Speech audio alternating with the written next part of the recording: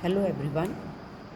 Today we will do topic remuneration to partners in the chapter of fundamentals of partnership. अब बेटा remuneration का meaning क्या होता है? रेमुनरेशन मीन्स सैलरी और commission payable to a partner. अब सबसे पहली बात, सैलरी और commission to a partner is allowed only, ठीक, if partnership deed allows it. अगर डीड में लिखा हुआ है या चाहे रिटर्न लिखा है या चाहे उनका ओरल भी एग्रीमेंट हुआ है, ये एग्रीमेंट पार्टनर्स में होना चाहिए कि सैलरी कमीशन देनी है तो ही देनी है. नहीं तो हमने किया था ना कि अगर डीड में कुछ भी मेंशन नहीं है तो पार्टनरशिप एक्ट 1932 के रूल्स चलेंगे और किसी पार्टनर को कोई सैलरी कमीशन नहीं मिलेगा. तो पहली बात, देना तब है अगर डीड में लिखा है, ठीक. और दूसरी बात, चलो मानना डीड में लिखा भी है कि सैलरी कमीशन देनी है, पर उसके आगे एक और बात भी है कि देनी तभी है अगर प्रॉफिट हो रहे हैं. अगर प्रॉफिट ही नहीं हो रहे फिर हमने सैलरी कमीशन नहीं देना. हाँ, बशर्ते कि वो चार्ज ना हो. अगर वो चार्ज होगा फिर तो चाहे प्रॉफिट हो चाहे लॉस हो, फिर तो हमने देना ही देना है. अब इसमें देखो ये दो तरीके से कर सकते हैं. याद करो हमने +1 में भी किया था, managers commission on net profit before charging such commission, on net profit after charging such commission. Same वही चीज़ है, डिट्टो सेम. +2 में भी जो हमने कैलकुलेट करनी है कमीशन, वो जिस प्रॉफिट पर कैलकुलेट करनी है, ठीक है, वो आपको दिया हो सकता है कि जो कमीशन पे करनी है on net profit before charging such commission या on net profit after charging such commission. तो अगर वो उस नेट प्रॉफिट पर है जो बिफोर चार्जिंग कमीशन वाला लेना है आपने, फिर तो आपने रेट ओवर 100 करना है.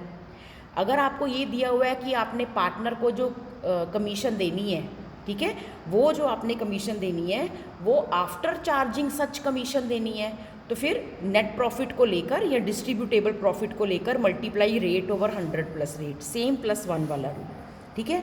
और एंट्री क्या होगी, पार्टनर को सैलरी दे रहे हो या कमीशन दे रहे हो तो वो account debited to partners capital account. अगर फिक्स्ड कैपिटल सिस्टम है तो टू पार्टनर्स करंट अकाउंट, और फिर P&L appropriation to partners salary और commission. Now we will do illustration number 13 of Grewal. इसमें देखो एक्स और वाई पार्टनर्स हैं. X is to get a commission of 10% of net profit. ये बिफोर आफ्टर वर्ड ना बड़े ध्यान से सर्कल या अंडरलाइन कर लिया करो, इसे देखा करो. एक्स को जो कमीशन देनी है वो 10% ऑफ नेट प्रॉफिट देनी है, और नेट प्रॉफिट कौन सा होना चाहिए, बिफोर चार्जिंग एनी कमीशन.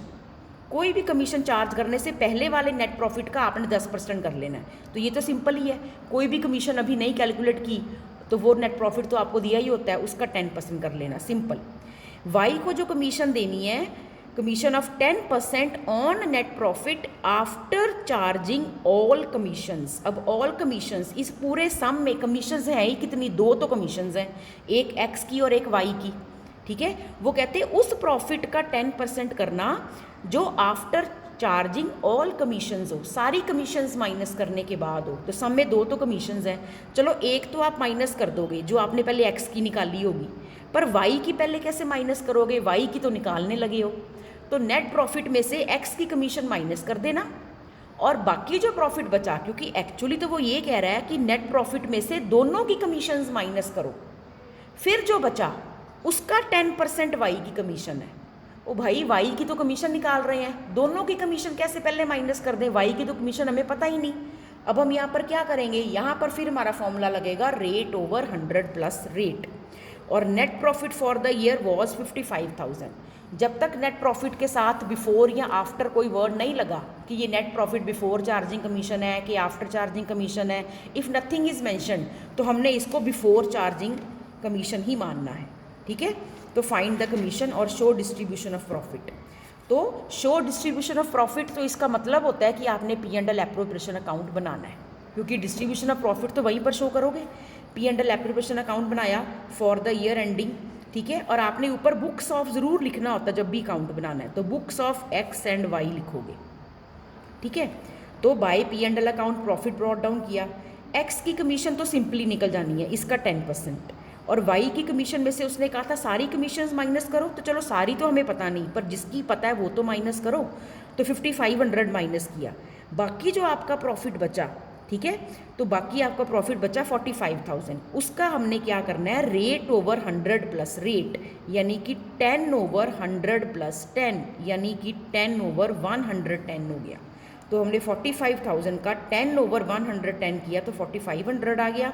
बाकी जो बचा प्रॉफिट उनकी प्रॉफिट शेयरिंग रेशो में बांट दिया। अब ऐसे ही इलस्ट्रेशन नंबर 14 है गरेवाल की। पवन एंड पारुल पार्टनर्स हैं, ठीक है। पवन को सैलरी देनी है 30,000 पर मंथ, ज़रा ध्यान से देखा करो, पर मंथ लिखा है कि पर एनम लिखा है, पर मंथ, ठीक है। ये पवन को सैलरी देनी है एंड कमीशन भी देनी है उसको, 10% of net profit before charging any commission, ठीक है। अब जो उसको 10% कमीशन देनी है ना, वो बिफोर चार्जिंग एनी कमीशन, अभी उसमें से कोई भी कमीशन ना माइनस की हो, तो बिफोर चार्जिंग कमीशन तो फिर आसान ही बड़ा होता है, ठीक है। तो आपने कोई भी कमीशन चार्ज करने से पहले वाला जो प्रॉफिट है उसका सिंपल 10% कर लेना है। अब ये देखो, पहले सैलरी पवन की कितनी बनी, 30,000 पर मंथ, तो 12 3 ज़ा 36, 3,60,000।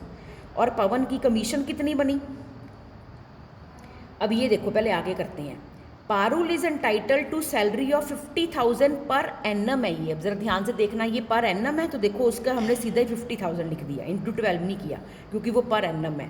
और commission of 8% of net profit after charging the commission, अब ये आफ्टर चार्जिंग कमीशन है। अब ये क्योंकि आफ्टर चार्जिंग कमीशन है और कमीशन हमें इसकी पता नहीं, अब इसकी कमीशन निकालने के लिए जो एक बंदे की कमीशन पता है वो तो माइनस कर देंगे, और फिर बाकी प्रॉफिट का हम क्या लगाएंगे, रेट ओवर 100 प्लस रेट। और प्रॉफिट, फिर मैंने आपको कहा था प्रॉफिट भी देख लिया करो बिफोर चार्जिंग है कि आफ्टर चार्जिंग है, कोई भी सैलरी कमीशन या इंटरेस्ट, क्योंकि यहाँ पर जो हमने प्रॉफिट लेना होता है बेटा, वो हमेशा हमने प्रॉफिट वो लेना होता है जिसमें से अभी पार्टनर को कोई भी सैलरी, इंटरेस्ट, कमीशन जो मैंने डेबिट साइड पर देने हैं वो सारे माइनस ना हुए हों, और बाय चांस अगर माइनस हो भी चुके हैं तो हम उनको दोबारा ऐड बैक कर देंगे। तो ये प्रॉफिट हमेशा वो होना चाहिए जिसमें से अभी कोई इंटरेस्ट, सैलरी, कमीशन माइनस ना हुई हो, मतलब ये before salary, before interest on capital, before commission वाला होना चाहिए। अब आपको देखो प्रॉफिट कौन सा गिवन है, after partners salary but before commission, तो आफ्टर सैलरी तो है ना, हमने तो कोई भी चीज़ के आफ्टर वाला नहीं लेना, ना आफ्टर सैलरी, ना आफ्टर कमीशन, ना आफ्टर इंटरेस्ट। तो ये आफ्टर सैलरी है ना, तो सैलरी को दोबारा ऐड बैक कर दो। सैलरी कितनी थी दोनों की, 3,60,000 और कितनी 50, उसको दोबारा ऐड बैक कर दो, तो ये प्रॉफिट हो गया 9,60,000, ठीक है। अब जो एक की कमीशन थी वो तो सिंपल थी 10% बिफोर चार्जिंग एनी कमीशन, तो इसमें से कौन सा मैंने अभी कोई कमीशन चार्ज की है, तो बिफोर चार्जिंग कमीशन ही है ये, इसका 10% कर लिया, तो सिंपल 9,60,000 का 10% 96 आ गया। पर जो दूसरा पार्टनर है पारुल, पारुल के केस में उन्होंने क्या कहा है कि आपने 8% कमीशन देनी है उसको, but after charging the commission. अब आफ्टर चार्जिंग द कमीशन मतलब अब यहाँ पे हमारे पास एक कमीशन तो आ गई 96, अब दूसरे की तो कमीशन अभी निकाली नहीं हमने, अब यहाँ पे फॉर्मूला चेंज हो जाएगा, रेट ओवर 100 प्लस रेट। तो जो एक कमीशन पता है वो तो माइनस करो, तो 9,60,000 में से हमने 96,000 की कमीशन माइनस की, बाकी जो हमारे पास बचा उसका रेट ओवर 100 प्लस रेट मतलब 8 ओवर 100 प्लस 8 108, तो ये आ गया 64,000। बाकी profit transfer to capital accounts. तो ये चीज़ आपने ज़रूर ध्यान में रखनी है कि एक जो प्रॉफिट आपको दिया हो वो प्रॉफिट आपका बिफोर इंटरेस्ट, सैलरी, कमीशन होना चाहिए। अगर ये आफ्टर किसी भी चीज़ की है तो उस चीज़ को दोबारा ऐड बैक कर दो।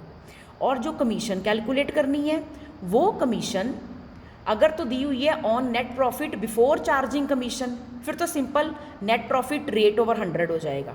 अगर आफ्टर चार्जिंग कमीशन है तो फिर net profit into rate over 100 plus rate होगा। ये चीज़ आपने ध्यान में रखनी है। Thank you.